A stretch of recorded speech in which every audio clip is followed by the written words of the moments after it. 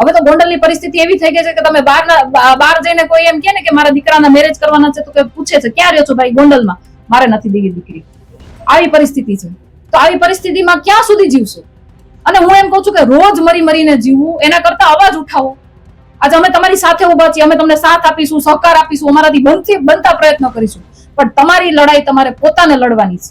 ક્યાં સુધી ડરીને? મેં અત્યારે ઘણા બધા લોકો મારી સાથે આવ્યા, ઘણા બધા લોકો મને મળ્યા. ક્યાંક ને ક્યાંક એમાં ડરનો માહોલ છે કે બેન અમે કેસ કરશું, અમે કાયદાકીય રીતે જાશું તો અમને પતાવી દેવામાં આવશે.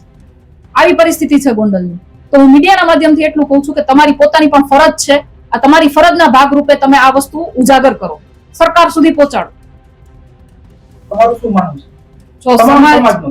તમામ સમાજના આગેવાનોને હું ખાલી એટલું જ કહેવા માંગુ છું કે તમે જ્યાં ક્યાંય પણ બેઠા છો ને સમાજના લીધે બેઠા છો.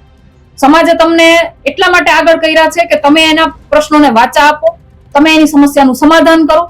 અને તમે અત્યારે શું કરી રહ્યા છો? તમે પોતાના રોટલા શેકવા, ટિકિટો લેવા, તમારા પોતાના ધંધાને વિસ્તારવા માટે થઈ અને તમે આવા લોકો સાથે સાઠગાંઠ કરી અને પોતાના સમાજની દલાલી કરી નાખી હોય એવો માહોલ તમે કરી દીધો છે. આજની તારીખમાં સમાજ તમારી પાસે કોઈ પણ અપેક્ષા નથી રાખતો.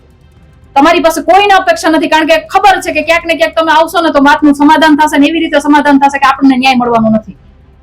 અને આજે એટલા માટે અમારે લોકોને, અમારા જેવા યુવાનોને, મારા જેવી મહિલાઓને આજે ઉતરવું પડે છે, મેદાનમાં ઉતરવું પડે છે. અને એનું રીઝન ક્યાંક ને ક્યાંક આવું છે કે અમારા સમાજના આગેવાનો નથી સમજી શકતા કે લોકોની પીડા શું છે. એને પોતાના ઘર ભરવામાં, પોતાના બિઝનેસને ફેલાવવામાં જ ઇન્ટરેસ્ટ છે.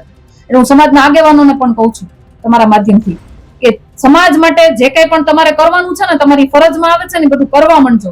બાકી જે રીતે તમને ઉપર ચડાવ્યા છે ને એવી રીતે નીચે પાડતા પણ અમને આવડે છે. મિત્રો, આવા જ વિડીયો અને શોર્ટ્સ જોવા માટે આજે જ અમારી ન્યૂઝ રૂમ યુટ્યુબ ચેનલને સબસ્ક્રાઇબ કરો.